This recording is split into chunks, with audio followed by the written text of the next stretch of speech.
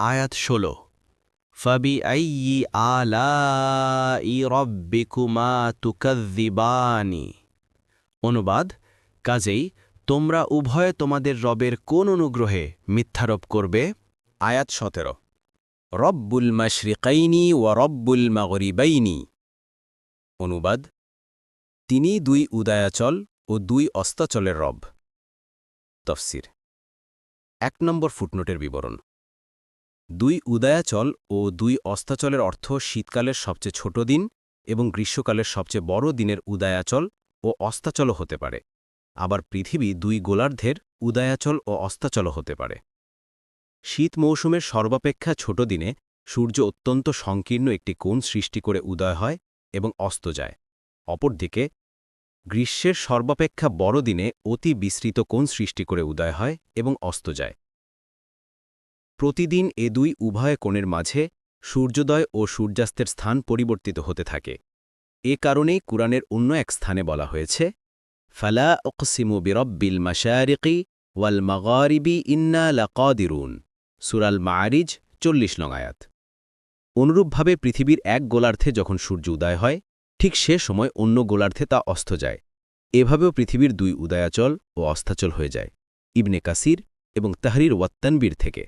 আয়াত ১৮ ফাবিআইয়ি আলাই রব্বিকুমা তুকাযযিবান। অনুবাদ, কাজেই তোমরা উভয় তোমাদের রবের কোন অনুগ্রহে মিথ্যারোপ করবে? আয়াত ১৯ মারজাল বাহরাইনি ইয়ালতাকিয়ানি। অনুবাদ, তিনি প্রবাহিত করেন দুই সমুদ্র যারা পরস্পর মিলিত হয়। আয়াত ২০ বাইনাহুমা বারযাখুল্লা ইয়াবগিয়ানি। অনুবাদ, কিন্তু তাদের উভয়ের মধ্যে রয়েছে এক অন্তরাল যা তারা অতিক্রম করতে পারে না। ১ নম্বর ফুটনোটের বিবরণ। মারজ এর আবিধানিক অর্থ স্বাধীন ও মুক্ত ছেড়ে দেয়া।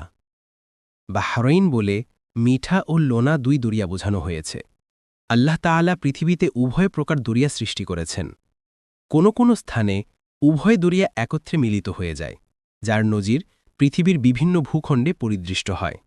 কিন্তু যেই স্থানে মিঠা ও লোনা উভয় প্রকার দরিয়া পাশাপাশি প্রবাহিত হয়, সেখানে বেশ দূর পর্যন্ত উভয়ের পানি আলাদা ও স্বতন্ত্র থাকে। একদিকে থাকে মিঠা পানি এবং অপরদিকে লোনা পানি। কোথাও কোথাও এই মিঠা ও লোনা পানি উপরে নিচেও প্রবাহিত হয়। পানি তরল ও সূক্ষ্ম পদার্থ হওয়া সত্ত্বেও পরস্পরে মিশ্রিত হয় না। আল্লাহ তাআলার এই অপার শক্তি প্রকাশ করার জন্যেই এখানে বলা হয়েছে যে উভয় দরিয়া পরস্পরে মিলিত হয়, কিন্তু উভয়ের মাঝখানে আল্লাহর কুদরতের একটি অন্তরাল থাকে যা দূর পর্যন্ত তাদেরকে মিশ্রিত হতে দেয় না। কুরতুবী, ইবনে কাসির। পরবর্তী তাফসিরে যেতে ভিডিওটি শেষ হওয়ার পূর্বেই এই বক্সে ক্লিক করুন। ভয়েস বা উচ্চারণে অনিচ্ছাকৃত ত্রুটি ক্ষমাসুন্দর দৃষ্টিতে দেখবেন ইনশাআল্লাহ।